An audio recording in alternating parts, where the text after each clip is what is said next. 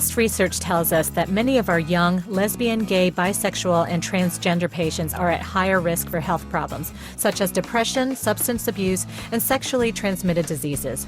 We're also learning that the response of the young person's family can trigger or worsen these conditions. How can physicians work with families and patients to create a healthy dynamic as patients begin to express their sexual orientation and gender identity? You're listening to ReachMD Radio on XM 160, the channel for medical professionals. Welcome to the Clinicians Roundtable. I'm your host, Dr. Jennifer Hsu, practicing general pediatrician and author. Our guest is Dr. Sten Vermund, professor of pediatrics, medicine, obstetrics and gynecology, and preventive medicine, and the Amos Christie Chair of Global Health at Vanderbilt University School of Medicine. Welcome, Dr. Vermund. My pleasure. Can you start by giving us a little baseline information? What percent of the population is lesbian, gay, bisexual, or transgender? There have been a number of surveys both in the United States and internationally, and the 1% figure emerges from some research, other studies as high as 3%. So that's the range. What's interesting is how similar that range has been in surveys around the world. In general, at what age would you say that our gay patients tend to declare their sexual orientation? Well, I think we should distinguish between declaring their sexual orientation in the sense of actually coming out to other people versus feeling that they may be same-sex attracted. And it's highly variable. We have many youth who will state that they felt same-sex attraction as soon as they hit puberty, that they had same-sex attraction even before puberty, and then others who may have conventional heterosexual relations and perceive same-sex attraction later in life. So there is a great deal of heterogeneity. And did you find that this is the same internationally as well? Well, a lot less work has been done in developing countries, but certainly in Europe and in Latin America and in Australia, where more of the work has been done, these do tend to be similar findings. There's often retrospective recognition of same-sex attractions many years beyond the declaration or the self-admission of same-sex attraction. So it makes the research quite a bit more complex. Now, we're talking mostly about when these patients come out to their families about their same-sex attraction. Is there a lag time between when they might come out to their peers before they notify their families? Well, it varies again. Some youth feel much more comfortable sharing this with a friend, and it's not uncommon for people to come out in the U.S. if they go to college and they then recognize same-sex attraction and they declare it to their peer group but do not indicate this back home. I suppose there are some youth who declare it first to parents, but I find that they're much more likely to declare it to a trusted friend before they actually let people at home know. Many youth are quite frightened, obviously, of what responses will be back home. And what is the range of responses that families will have to their adolescents' sexual orientation or gender expression? Well, there's a recent paper published in Pediatrics.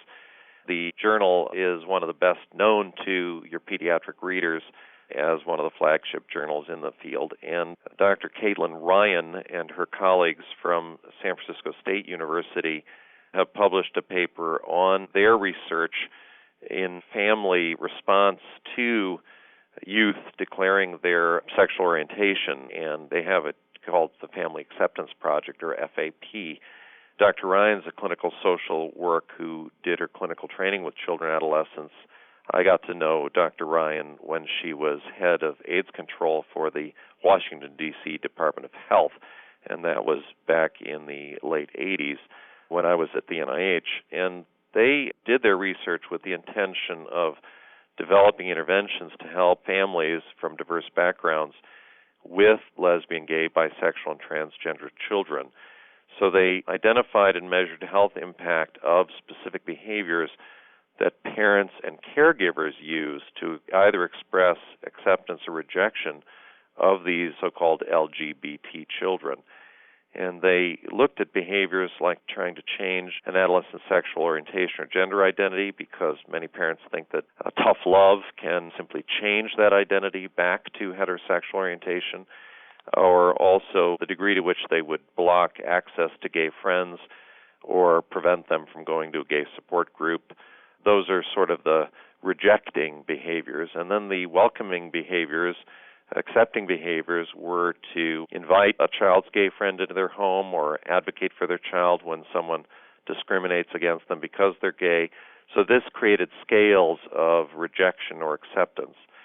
And I think helping parents and caregivers understand how these behaviors affect an LGBT child's risk or well-being was the basis of the research. If you've just joined us, you're listening to the Clinicians Roundtable from ReachMD Radio on XM 160, the channel for medical professionals. I'm your host, Dr. Jennifer Hsu. Our guest is Dr. Sten Vermund, professor of pediatrics and the Amos Christie Chair of Global Health at Vanderbilt University School of Medicine. We're discussing our role as clinicians in working with young lesbian, gay, bisexual, and transgender patients and their families. Now, what was found as being the most common type of response? Was it accepting, ambivalent, or rejecting reaction from the family? There was actually quite a distribution across a 5-point scale that the investigators used, from extreme acceptance to extreme rejection and every shade in between. And I think what was most impressive about the findings was that children's health, mental health, and well-being indices, including suicidal ideation, suicidal attempts, depression, anxiety, and HIV risk-taking behavior, all were in a more favorable direction with higher degrees of acceptance. And this might be seen as counterintuitive to many parents or religious leaders who believe that this is sinful and should then be rejected, and that this is the best response of a parent or religious leader. And this is quite prevalent around the United States, as Dr. Ryan and others' research have found. And even the most loving parent will respond in a rejecting fashion if they believe that that's in the best interest of their child. It's analogous, I think, to how many people respond with something that's completely unknown and unfamiliar, and especially if it has a religious connotation as being a sinful activity, then people will naturally discourage that activity. So what we have is a correlation in the pediatrics published research of the degree of acceptance to lower anxiety, depression, and even HIV risk-taking behavior.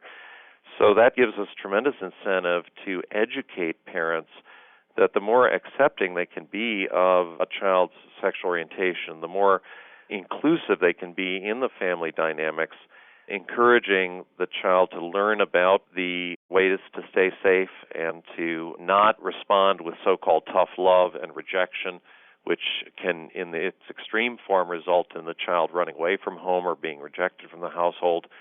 I used to take care of these children who would come to my clinic in New York City when I was practicing pediatrics in that city, and their stories were remarkably similar: abusive homes or rejecting homes, and some of these youth would end up on Times Square turning tricks for a living, being cared for by a highly dysfunctional surrogate family led by a pimp. And those sorts of extreme circumstances are simply the underpinning of many less dramatic circumstances that are happening at a family level.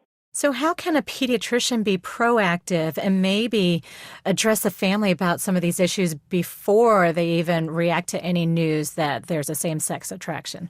Well, my consciousness was raised by reading this article, and I would commend it to any of your listeners. I found it very illuminating because even a small change in the degree of acceptance resulted in improved health outcomes in the children, or I should reword that more epidemiologically.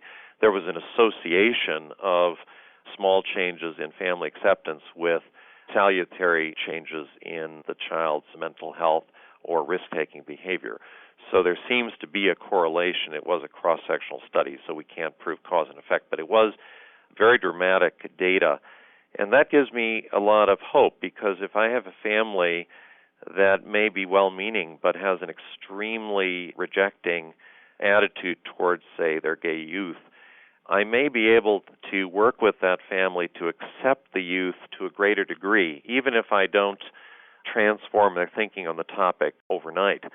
So you can benefit a family considerably by encouraging whatever level of love and acceptance they can have will, we think, translate into benefit for that child. Is there evidence that a physician's counseling of a family can change their way of thinking from rejecting to being more accepting? Well, that's an excellent question, Dr. Hsu, because that is the next layer of research that the San Francisco State Group is engaging. And they are in the process of the grant writing and the pilot development and of these intervention strategies, because no, the evidence is not there at the present time that we can actually change parental behavior and therefore have a salutary impact on the LGBT children, or lesbian, gay, bisexual, and transgender children. And the strategies are going to be including education of the parents, skill building and support strategies, and other forms of guidance. I talked with Dr. Ryan at the Mexico City AIDS meeting where I saw her poster, and before her paper was published, that's what made such an impression on me and why I've tracked her work subsequently.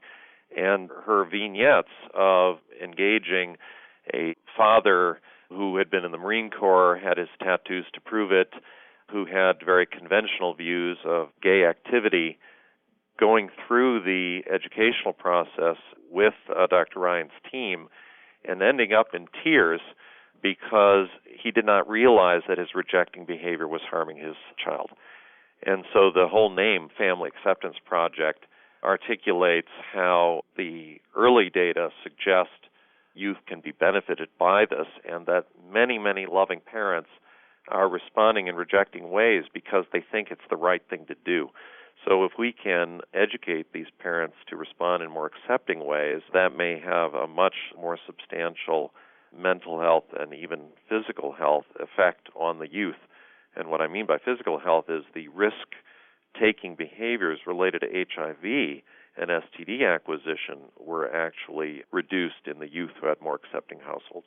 Do you know if there's any research that supports the fact that a pediatrician counseling families either before or during puberty about sexual orientation and gender identity can have a positive impact on some of these health and mental health outcomes? My own reading is just anecdotal. I have not seen systematic demonstration that this will do any good. So that's why I think the research agenda continues to be a vibrant and important one. I think it's plausible. That's what the cross-sectional epidemiologic data suggest. But I think we're going to need the studies to demonstrate this. Are there any resources that you would like to alert our listeners to, or where they can go for more information? Well, there is a website of the Family Acceptance Project, which I discovered not long ago, and I think that is a worthwhile resource, so people can Google that, Family Acceptance Project, and it's at SFSU, so San Francisco State University uses that acronym. Dr. Ryan herself has been amenable to being contacted directly, and she gave me permission to use her email address, which is Caitlin, her first name, Caitlin, @sfsu.edu. So what do you think needs to be done next in this arena, in this area? Your earlier question about whether we had enough evidence to suggest that pediatric interventions with parents would actually make a difference, I think that's the area that needs to be pursued. It may be that there are many features of families which lead to them being more accepting, and those features have built a child's self-esteem over a long period of time. If you simply intervene at, let's say, the teenage years to improve a family's acceptance of a gay youth, that may not be in the pattern of that child's upbringing over many, many years. And it may be that that intervention is too shallow or superficial to do a child much good that late in life. That remains an open question. Can you actually intervene on this topic-specific area, increase acceptance of the child's sexual orientation, and then reduce the child's subsequent risk? That, I think, is an important area for ongoing research. I'd like to thank our guest, Dr. Sten Vermund. We've been discussing our role as clinicians in working with young lesbian, gay, bisexual, and transgender patients and their families. I'm Dr. Jennifer Hsu. You've been listening to the Clinicians Roundtable from ReachMD Radio on XM 160, the channel for medical professionals. ReachMD, online, on demand, and on air. Please visit us at reachmd.com, and thank you for listening.